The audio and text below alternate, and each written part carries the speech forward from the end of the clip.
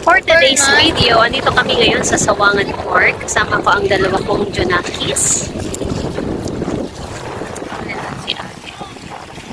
Tambay-tambay muna, magpapahangin.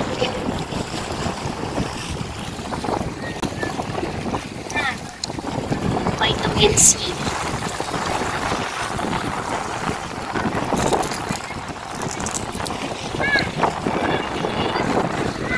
Ayaw na nilang maglaro sa playground. Kaya dito kami sa tabi. Food tree.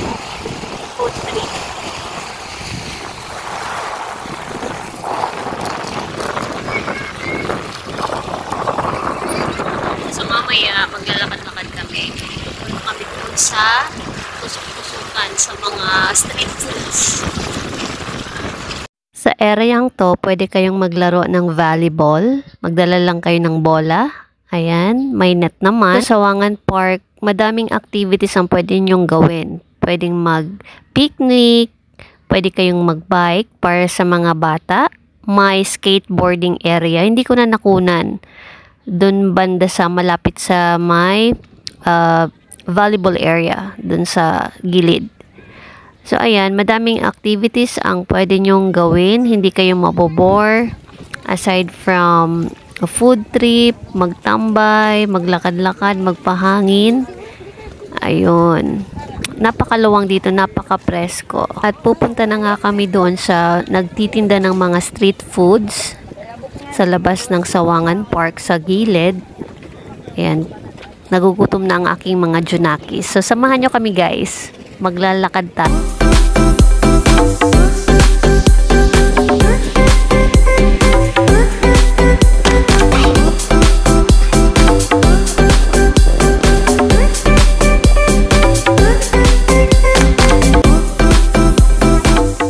Ayan, andito na nga tayo guys. So, mamimili tayo kung anong magugustuhan ng mga anak ko. So, sa sobrang dami nito, ewan ko lang kung anong mapipili nila. So, mag-iikot muna tayo. So, tara!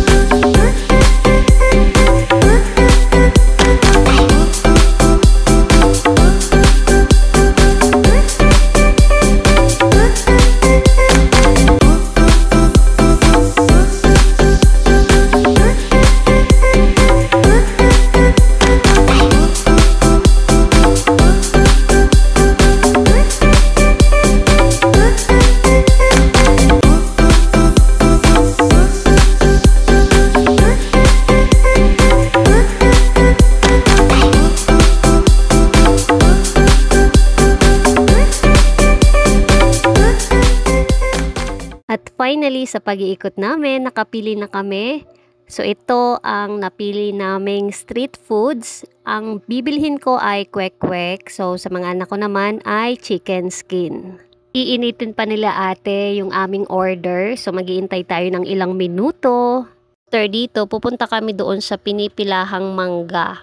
Doon sa may malapit sa entrance ng Sawangan. Gusto ko kasi kumain ng mangga na may bagoong alamang. So, ito na nga yun guys. So, magtsatsaga tayong pumila para mabili natin yung mangga na may bagoong alamang.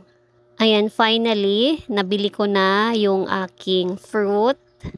So, mixed fruits pala yung nabili ko guys. Para sulit naman, para hindi lang ako yung kakain, yung mga anak ko din. Babalik na kami doon sa tinambayan namin kanina para kainin itong aming pinamili. Umukbang tayo.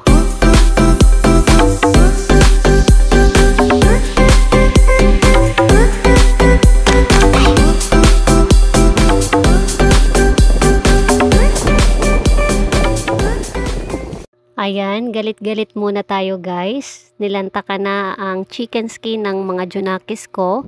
Favorite talaga nila ang kahit anong crispy na pagkain. At ubos na nga ang chicken skin. So ayan ang aking mixed fruits. Nilantakan na ni Ate Nisa. Kakain muna ang inyong videographer. Kain tayo guys!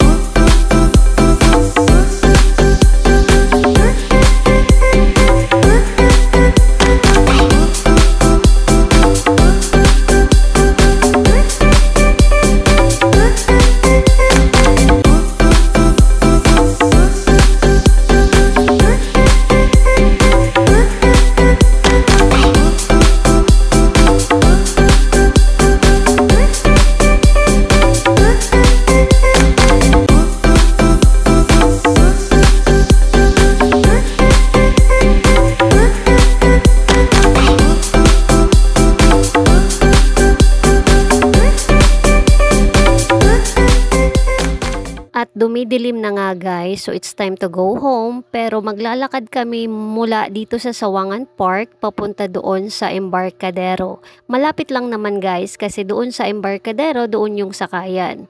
So either magta-tricycle kami or mag-jeep.